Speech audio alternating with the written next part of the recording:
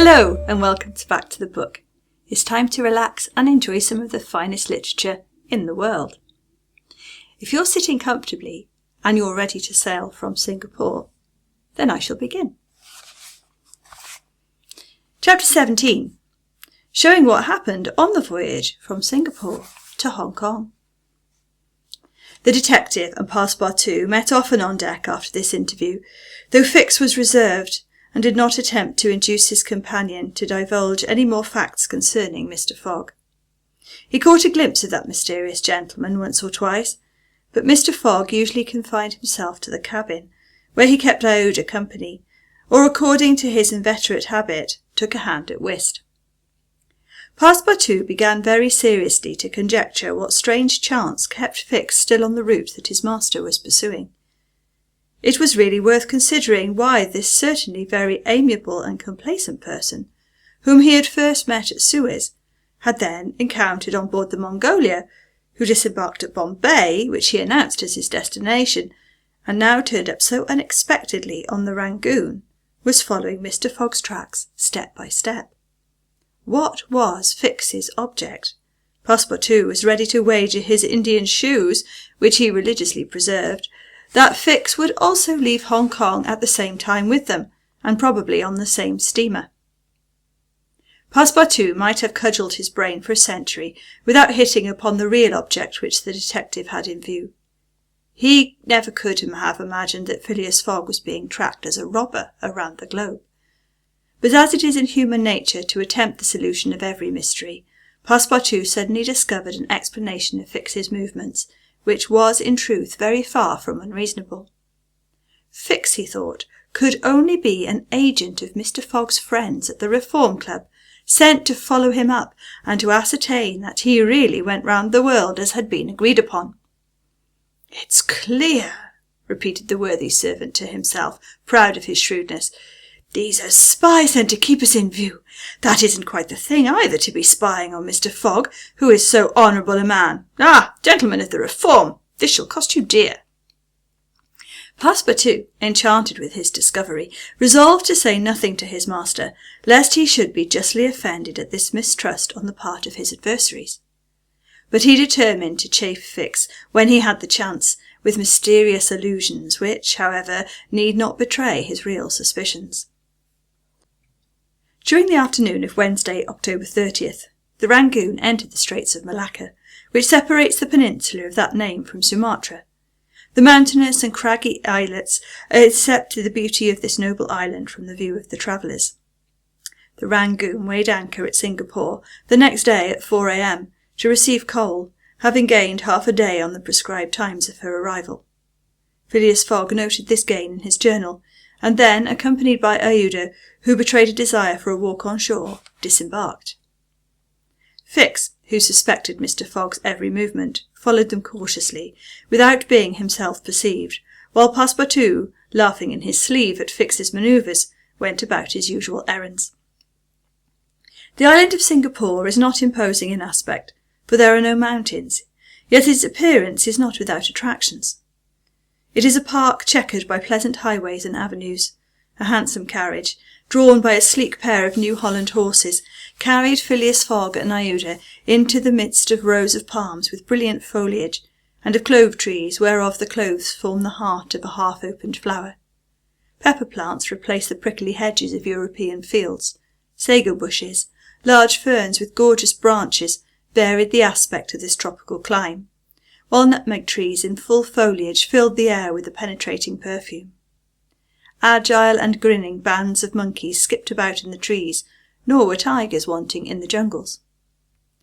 After a drive of 2 hours through the country, Aouda and Mr. Fogg returned to the town, which is a vast collection of heavy-looking irregular houses, surrounded by charming gardens rich in tropical fruits and plants, and at 10 o'clock they re-embarked, closely followed by the detective, who had constantly kept them in sight. Passepartout, who had been purchasing several dozen mangoes, a fruit as large as a good-sized apple, of a dark brown colour outside and a bright red within, and whose white pulp melting in the mouth affords gourmands a delicious sensation, was waiting for them on deck. He was only too glad to offer some mangoes to Aouda, who thanked him gracefully for them. At 11 o'clock, the Rangoon rode out of Singapore harbour, and in a few hours the high mountains of Malacca, with their forests inhabited by the most beautifully furred tigers in the world, were lost to view. Singapore is distant some 1,300 miles from the island of Hong Kong, which is a little English colony near the Chinese coast. Phileas Fogg hoped to accomplish the journey in 6 days, so as to be in time for the steamer which would leave on the 6th of November for Yokohama, the principal Japanese port. The Rangoon had a large quota of passengers, many of whom disembarked at Singapore, among them a number of Indians, Ceylonese, Chinamen, Malays, and Portuguese, mostly second-class travellers. The weather, which had hitherto been fine, changed with the last quarter of the moon. The sea rolled heavily, and the wind at intervals rose almost to a storm, but happily blew from the south-west, and thus aided the steamer's progress. The captain, as often as possible, put up his sails, and under the double action of steam and sail, the vessel made rapid progress along the coasts of Annam and Cochin China. Owing to the defective construction of the Rangoon, however, unusual precautions became necessary in unfavourable weather, but the loss of time which resulted from this cause, while it nearly drove Passepartout out of his senses, did not seem to affect his master in the least. Passepartout blamed the captain, the engineer, and the crew, and consigned all who were connected with the ship to the land where the pepper grows. Perhaps the thought of the gas, which was remorselessly burning at his expense in Savile Row, had something to do with his hot impatience.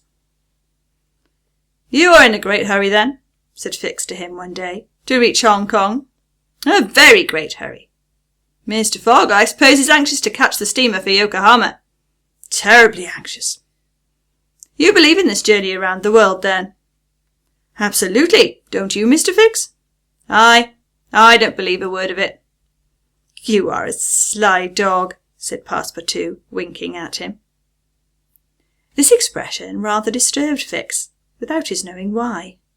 Had the Frenchman guessed his real purpose? He knew not what to think, but how could Passepartout have discovered that he was a detective? Yet in speaking as he did, the man evidently meant more than he expressed. Passepartout went still further the next day. He could not hold his tongue. "Mr. Fix," he said in a bantering tone, "shall we be so unfortunate as to lose you when we get to Hong Kong?" "Why," responded Fix, a little embarrassed, "I don't know. Perhaps—" "Ah, if you would only go on with us! An agent of the Peninsular Company, you know, can't stop on the way. You were only going to Bombay, and here you are in China. America is not far off, and from America to Europe is only a step." Fix looked intently at his companion, whose countenance was as serene as possible, and laughed with him. But Passepartout persisted in chaffing him by asking him if he made much by his present occupation. "Yes and no," returned Fix. "There's good and bad luck in such things, but you must understand that I don't travel at my own expense." "Oh, I am quite sure of that," cried Passepartout, laughing heartily. Fix, fairly puzzled, descended to his cabin and gave himself up to his reflections. He was evidently suspected. Somehow or other the Frenchman had found out that he was a detective. But had he told his master? What part was he playing in all this? Was he an accomplice or not? Was the game then up? Fix spent several hours turning these things over in his mind, sometimes thinking that all was lost, then persuading himself that Fogg was ignorant of his presence, and then undecided what course it was best to take. Nevertheless, he preserved his coolness of mind, and at last resolved to deal plainly with Passepartout. If he did not find it practicable to arrest Fogg at Hong Kong, and if Fogg made preparations to leave that last foothold of English territory, he, Fix, would tell Passepartout all. Either the servant was the accomplice of his master, and in this case the master knew of his operations, and he should fail, or else the servant knew nothing about the robbery, and then his interest would be to abandon the robber. Such was the situation between Fix and Passepartout. Meanwhile, Phileas Fogg moved about above them in the most majestic and unconscious indifference. He was passing methodically in his orbit around the world, regardless of the lesser stars which gravitated around him. Yet there was nearby what the astronomers would call a disturbing star, which might have produced an agitation in this gentleman's heart. But no, The charms of Iota failed to act, to Passepartout's great surprise, and the disturbances, if they existed, would have been more difficult to calculate than those of Uranus which led to the discovery of Neptune. It was every day an increasing wonder to Passepartout, who read in Iota's eyes the depths of her gratitude to his master. Phileas Fogg, though brave and gallant, must be, he thought, quite heartless. As to the sentiment which this journey might have awakened in him, there was clearly no trace of such a thing, while poor Passepartout existed in perpetual reveries. One day he was leaning on the railing of the engine-room, and was observing the engine, when a sudden pitch of the steamer threw a screw out of the water. The steam came hissing out of the valves, and this made Passepartout indignant. "The valves are not sufficiently charged!" he exclaimed. "We are not going! Oh, these English! If this was an American craft we should blow up perhaps, but we should at all events go faster." Chapter 18, in which Phileas Fogg, Passepartout, and Fix each go about his business. The weather was bad during the latter days of the voyage. The wind, obstinately remaining in the northwest, blew a gale and retarded the steamer. The Rangoon rolled heavily, and the passengers became impatient of the long monstrous waves which the wind raised before their path. A sort of tempest arose on the 3rd of November, the squall knocking the vessel about with fury and the waves running high. The Rangoon reefed all with her sails, and even the rigging proved too much, whistling and shaking amid the squall. The steamer was forced to proceed slowly, and the captain estimated that she would reach Hong Kong 20 hours behind time, and more if the storm lasted. Phileas Fogg gazed at the tempestuous sea, which seemed to be struggling especially to delay him, with his habitual tranquillity. He never changed countenance for an instant, though a delay of 20 hours, by making him too late for the Yokohama boat, would almost inevitably cause the loss of the wager. But this man of nerve manifestly neither impatience nor annoyance. It seemed as if the storm were a part of his programme, and had been foreseen. Iota was amazed to find him as calm as he had been from the first time she saw him. Fix did not look at the state of things in the same light. The storm greatly pleased him. His satisfaction would have been complete had the Rangoon been forced to retreat before the violence of wind and waves. Each delay filled him with hope, for it became more and more probable that Fogg would be obliged to remain some days at Hong Kong, and now the heavens themselves became his allies with the gusts and squalls.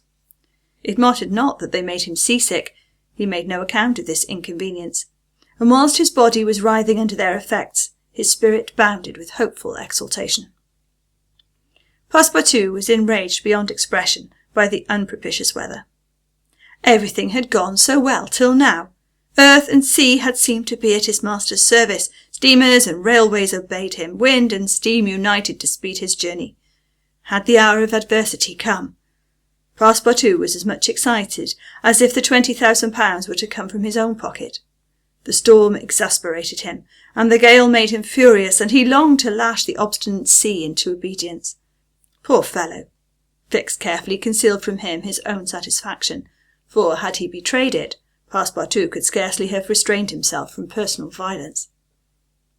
Passepartout remained on deck as long as the tempest lasted, being unable to remain quiet below, and taking it into his head to aid the progress of the ship by lending a hand with the crew. He overwhelmed the captain, officers, and sailors, who could not help laughing at his impatience, with all sorts of questions. He wanted to know exactly how long the storm was going to last, whereupon he was referred to the barometer, which seemed to have no intention of rising. Passepartout shook it, but with no perceptible effect, for neither shaking nor maledictions could prevail upon it to change its mind. On the 4th, however, the sea became more calm, and the storm lessened its violence. The wind veered southward, and was once more favourable. Passepartout cleared up with the weather. Some of the sails were unfurled, and the Rangoon resumed its most rapid speed. The time lost could not, however, be regained. Land was not signalled until 5 o'clock on the morning of the 6th. The steamer was due on the 5th. Phileas Fogg was 24 hours behindhand, and the Yokohama steamer would, of course, be missed. The pilot went on board at 6, and took his place on the bridge, to guide the Rangoon through the channels to the port of Hong Kong. Passepartout longed to ask him if the steamer had left for Yokohama, but he dared not, for he wished to preserve the spark of hope which still remained till the last moment. He had confided his anxiety to Fix, who, the sly rascal, tried to console him by saying that Mr. Fogg would be in time if he took the next boat, but this only put Passepartout into a passion. Mr. Fogg, bolder than his servant, did not hesitate to approach the pilot and tranquilly ask him if he knew when the steamer would leave Hong Kong for Yokohama. "At high tide, tomorrow morning," answered the pilot. "Ah," said Mr. Fogg, without betraying any astonishment. Passepartout, who heard what passed, would willingly have embraced the pilot, while Fix would have been glad to twist his neck. "What is the steamer's name?" asked Mr. Fogg. "The Carnatic." "Ought she not to have gone yesterday?" "Yes, sir, but they had to repair one of her boilers, and so her departure was postponed till tomorrow." "Thank you," returned Mr. Fogg, descending mathematically to the saloon. Passepartout clasped the pilot's hand and shook it heartily in his delight, exclaiming, "Pilot, you are the best of good fellows!" The pilot probably does not know to this day why his responses won him this enthusiastic greeting. He remounted the bridge and guided the steamer through the flotilla of junks, tankers, and fishing boats which crowd the harbour of Hong Kong. At 1 o'clock the Rangoon was at the quay, and the passengers were going ashore. Chance had strangely favoured Phileas Fogg, for had not the Carnatic been forced to lie over for repairing her boilers, she would have left on the 6th of November, and the passengers for Japan would have been obliged to wait a week the sailing of the next steamer. Mr. Fogg was, it is true, 24 hours behind his time, but this could not seriously imperil the remainder of his tour. The steamer which crossed the Pacific from Yokohama to San Francisco made a direct connection with that from Hong Kong, and it could not sail until the latter reached Yokohama, and if Mr. Fogg was 24 hours late on reaching Yokohama, this time would no doubt be easily regained in the voyage of 22 days across the Pacific. He found himself then about 24 hours behindhand, 35 days after leaving London. The Carnatic was announced to leave Hong Kong at 5 the next morning. Mr. Fogg had 16 hours in which to attend to his business there, which was to deposit Aouda safely with her wealthy relative. On landing, he conducted her to a palanquin, in which they repaired to the Club Hotel. A room was engaged for the young woman, and Mr. Fogg, after seeing what she wanted for nothing, set out in search for her cousin Gigi. He instructed Passepartout to remain at the hotel until his return, that Aouda might not be left entirely alone. Mr. Fogg repaired to the Exchange, where, he did not doubt, everyone would know so wealthy and considerable a personage as the Parsee merchant. Meeting a broker, he made the inquiry, to learn that Gigi had left China 2 years before, and retiring from business with an immense fortune, had taken up his residence in Europe, in Holland, the broker thought, with the merchants of which country he had principally traded. Phileas Fogg returned to the hotel, begged a moment's conversation with Aouda, and without more ado apprised her that Gigi was no longer at Hong Kong, but probably in Holland. Aouda at first said nothing. She passed her hand across her forehead and reflected a few moments. Then in her sweet soft voice she said, "What ought I to do, Mr. Fogg?" "It is very simple," responded the gentleman. "Go on to Europe." "But I cannot intrude." "You do not intrude, nor do you in the least embarrass my project. Passepartout!" "Monsieur." "Go to the Carnatic and engage 3 cabins." Passepartout, delighted that the young woman, who was very gracious to him, was going to continue the journey with them, went off at a brisk gait to obey his master's order. Chapter 19, in which Passepartout takes a too great interest in his master, and what comes of it. Hong Kong is an island which came into the possession of the English by the Treaty of Nankin after the War of 1842, and the colonizing genius of the English has created upon it an important city and an excellent port. The island is situated at the mouth of the Canton River, and is separated by about 60 miles from the Portuguese town of Macau on the opposite coast. Hong Kong has beaten Macau in the struggle for the Chinese trade, and the greater part of the transportation of Chinese goods finds its depot at the former place. Docks, hospitals, wharves, a Gothic cathedral, a government house, macadamised streets, give to Hong Kong the appearance of a town in Kent or Surrey, transferred by some strange magic to the Antipodes. Passepartout wandered, with his hands in his pockets, towards the Victoria Port, gazing as he went at the curious palanquins and other modes of conveyance, and the groups of Chinese, Japanese, and Europeans who passed to and fro in the streets. Hong Kong seemed to him not unlike Bombay, Calcutta, and Singapore, since, like them, it betrayed everywhere the evidence of English supremacy. At the Victoria Port he found a confused mass of ships of all nations, English, French, American and Dutch, men of war and trading vessels, Japanese and Chinese junks, sempers, tankers and flower boats, which formed so many floating parterres. Passepartout noticed in the crowd a number of the natives who seemed very old and were dressed in yellow. On going into a barber's to get shaved, he learnt that these ancient men were at least 80 years old, at which age they are permitted to wear yellow, which is the imperial colour. Passepartout, without knowing exactly why, thought this very funny. On reaching the quay, where they were to embark on the Carnatic, he was not astonished to find Fix walking up and down. The detective seemed very much disturbed and disappointed. "This is bad," muttered Passepartout, "for the gentleman of the Reform Club." He accosted Fix with a merry smile, as if he had not perceived that gentleman's chagrin. The detective had, indeed, good reasons to inveigh against the bad luck which pursued him. The warrant had not come. It was certainly on the way, but as certain it could not now reach Hong Kong for several days, and this being the last English territory on Mr. Fogg's route, the robber would escape unless he could manage to detain him. "Well, Monsieur Fix," said Passepartout, "have you decided to go with us as far as America?" "Yes," returned Fix, through his set teeth. "Good!" exclaimed Passepartout, laughing heartily. "I know you could not persuade yourself to separate from us. Come and engage your berth." They entered the steamer office and secured cabins for 4 persons. The clerk, as he gave him the tickets, informed them that, the repairs on the Carnatic having been completed, the steamer would leave that very evening, and not next morning, as had been announced. "That will suit my master all the better," said Passepartout. "I will go and let him know." Fix now decided to make a bold move. He resolved to tell Passepartout all. It seemed to be the only possible means of keeping Phileas Fogg several days longer at Hong Kong. He accordingly invited his companion into a tavern which caught his eye on the quay. On entering, they found themselves in a large room handsomely decorated, at the end of which was a large camp bed furnished with cushions. Several persons lay upon this bed in a deep sleep. At the same table which were arranged about the room, some 30 customers were drinking English beer, porter, gin, and brandy, smoking, the while, long red clay pipes stuffed with little balls of opium mingled with essence of rose.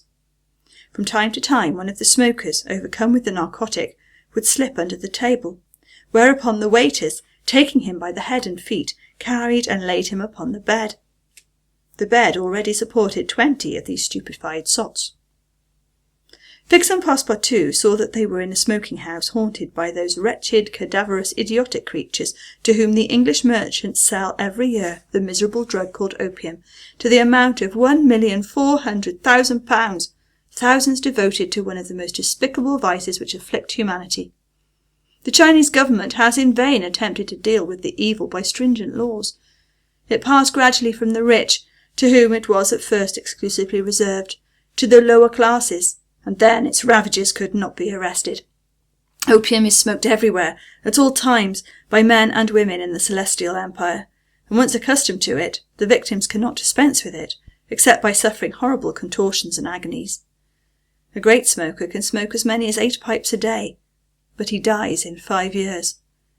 It was in one of these dens that Fix and Passepartout, in search of a friendly glass, found themselves. Passepartout had no money, but willingly accepted Fix's invitation in the hope of returning the obligation at some future time. They ordered 2 bottles of port, to which the Frenchman did ample justice, while Fix observed him with close attention.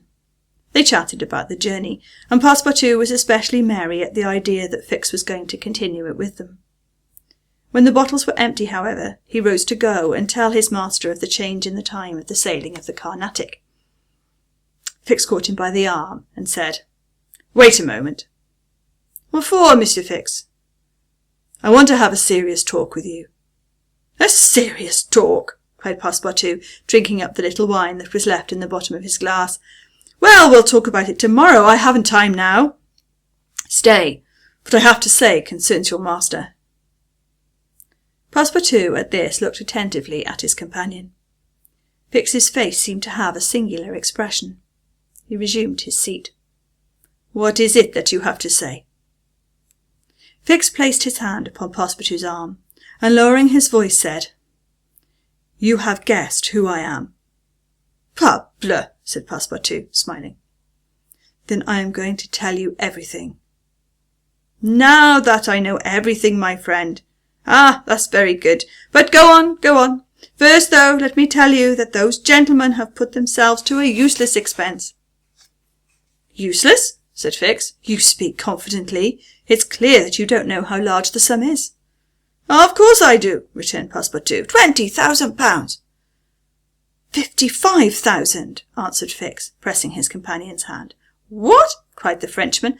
Has Monsieur Fogg dared £55,000? Well, there's all the more reason for not losing an instant, he continued, getting up hastily. Fix pushed Passepartout back in his chair and resumed. £55,000, and if I succeed, I get £2,000. If you'll help me, I'll let you have 500 of them. Help you? Cried Passepartout, whose eyes were standing wide open. Yes, help me to keep Mr. Fogg here for 2 or 3 days. Why, what are you saying? Those gentlemen are not satisfied with following my master and suspecting his honour, but they must try to put obstacles in his way. I blush for them. What do you mean? I mean that it is a piece of shameful trickery. They might as well waylay Mr. Fogg and put his money in their pockets. That's just what we count on doing. It's a conspiracy, then, cried Passepartout, who had become more and more excited as the liquor mounted in his head, for he drank without perceiving it. A real conspiracy! And gentlemen, too! Bah! Fix began to be puzzled. Members of the Reform Club, continued Passepartout, you must know, Monsieur Fix, that my master is an honest man, and that when he makes a wager he tries to win it fairly. But who do you think I am? Asked Fix, looking at him intently. Parbleu, an agent of the members of the Reform Club, sent out here to interrupt my master's journey. But though I found you out some time ago, I've taken good care to say nothing about it to Mr. Fogg. He knows nothing, then? Nothing, replied Passepartout, again emptying his glass. The detective passed his hand across his forehead, hesitating before he spoke again. What should he do? Passepartout's mistake seemed sincere, but it made his design more difficult. It was evident that the servant was not the master's accomplice, as Fix had been inclined to suspect. Well, said the detective to himself, as he is not an accomplice, he will help me. He had no time to lose. Fogg must be detained at Hong Kong, so he resolved to make a clean breast of it. Listen to me, said Fix abruptly. I am not, as you think, an agent of the members of the Reform Club. Bah! Retorted Passepartout with an air of raillery. I am a police detective, sent out here by the London office. You? A detective? I will prove it. Here is my commission. Passepartout was speechless with astonishment when Fix displayed this document, the genuineness of which could not be doubted. Mr. Fogg's wager, resumed Fix, is only a pretext, of which you and the gentlemen of the Reform are dupes. He has a motive for securing your innocent complicity. But why? Listen. On the 28th of last September, a robbery of £55,000 was committed at the Bank of England by a person whose description was fortunately secured. Here is this description. It answers exactly to that of Mr. Phileas Fogg.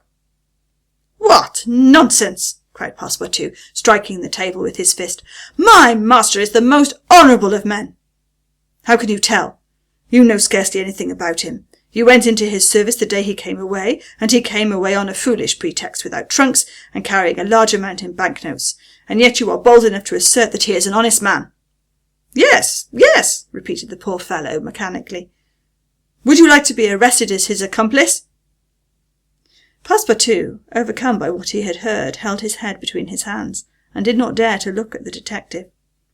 Phileas Fogg, the saviour of Iuda, that brave and generous man, a robber? And yet how many presumptions were there against him? Passepartout essayed to reject the suspicions which forced themselves upon his mind. He did not wish to believe that his master was guilty. "Well, what do you want of me?" said he, at last, with an effort. "See here," replied Fix.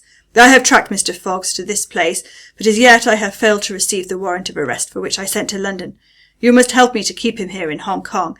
But I will share with you the £2,000 reward offered by the Bank of England."